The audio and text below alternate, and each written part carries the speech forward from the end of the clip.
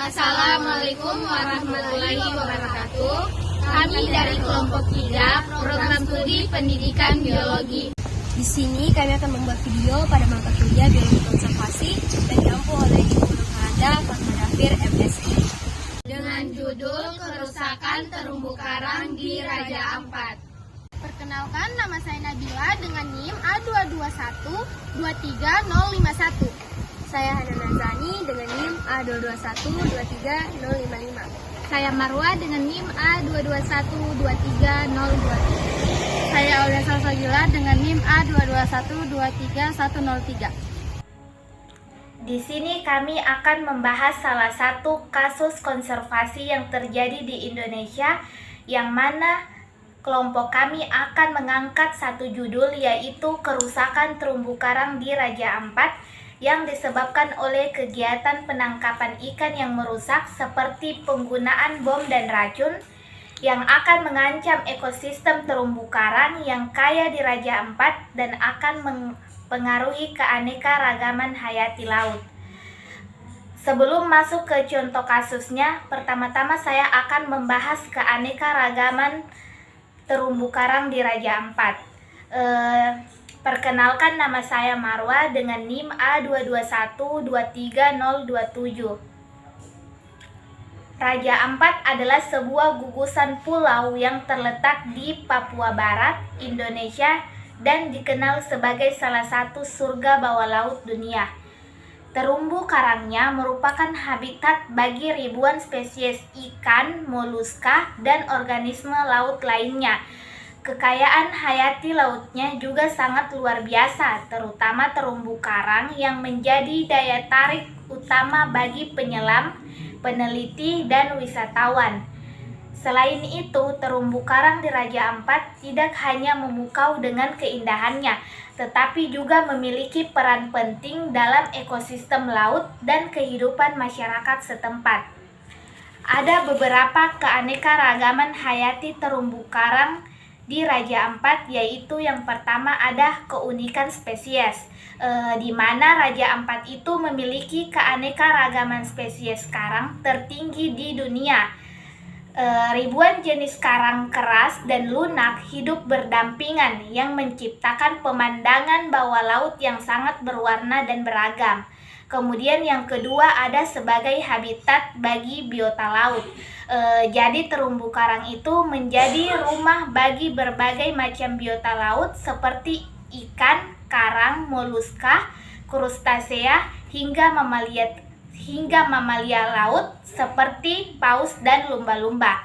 Dan yang ketiga sebagai pusat segitiga karang dunia. Jadi Raja Ampat terletak di jantung segitiga karang dunia, kawasan dengan keanekaragaman hayati laut tertinggi di planet bumi. Selain itu, terumbu karang Raja Ampat juga memiliki peran penting, yaitu yang pertama sebagai penjaga pantai, di mana di sini terumbu karang itu berfungsi sebagai benteng alami yang melindungi pantai dari abrasi dan gelombang besar. Yang kedua, sebagai sumber makanan. Jadi terumbu karang merupakan sumber makanan bagi banyak spesies ikan dan hewan laut lainnya, dan yang pada akhirnya akan menjadi sumber protein bagi manusia. Kemudian yang ketiga adalah sebagai penunjang ekonomi.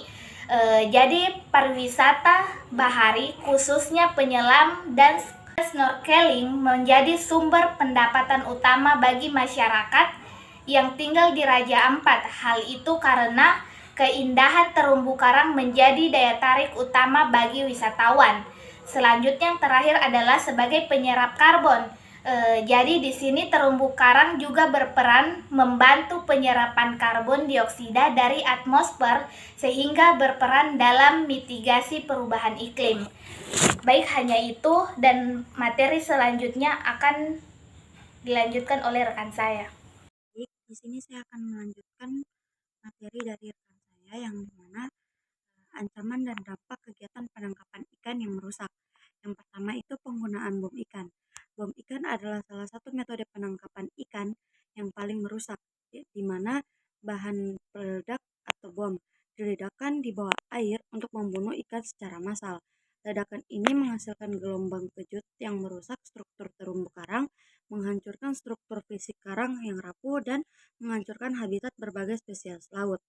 Terumbu karang membutuhkan waktu puluhan bahkan ratusan tahun untuk berkembang. Namun dengan sekali ledakan, seluruh area terumbu karang bisa rusak parah. Selain itu, penggunaan bom ikan juga membahayakan keselamatan manusia karena bisa mencederai nelayan atau orang yang tidak sengaja berada di sekitar area ledakan. Baik, yang kedua ada penggunaan racun atau sianida.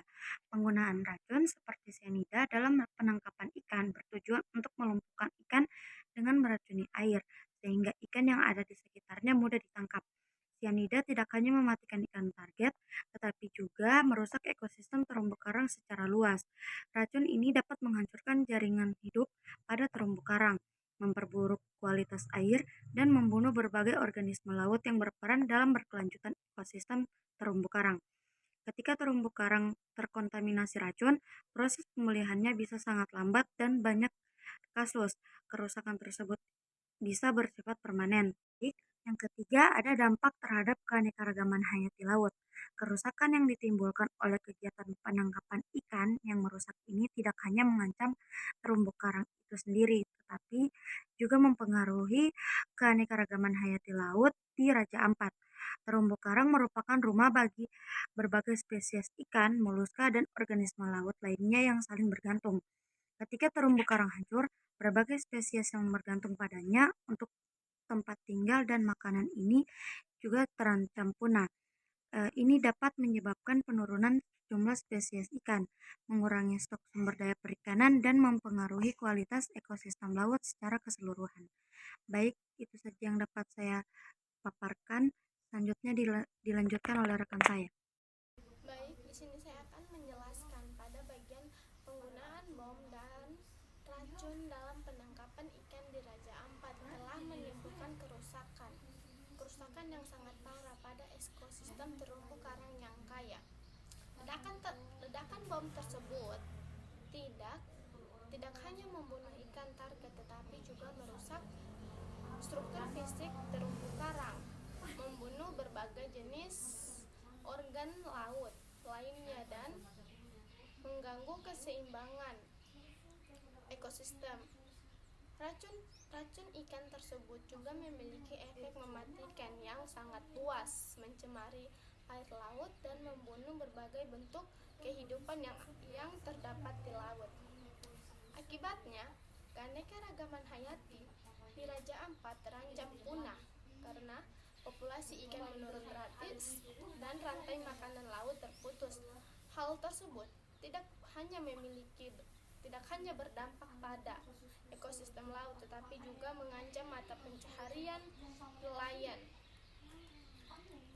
nelayan dan industri pariwisata yang bergantung pada kehidupan bawah laut Raja Ampat. Baik, sekian dari saya, akan dilanjutkan oleh rekan saya. Tentang pendapat mengenai kerusakan terumbu karang dan memberikan solusi tentang kerusakan terumbu karang di Raja Ampat mengenai penangkapan ikan yang merusak ekosistem seperti penggunaan bom dan racun. Baik, kasus kerusakan di terumbu karang di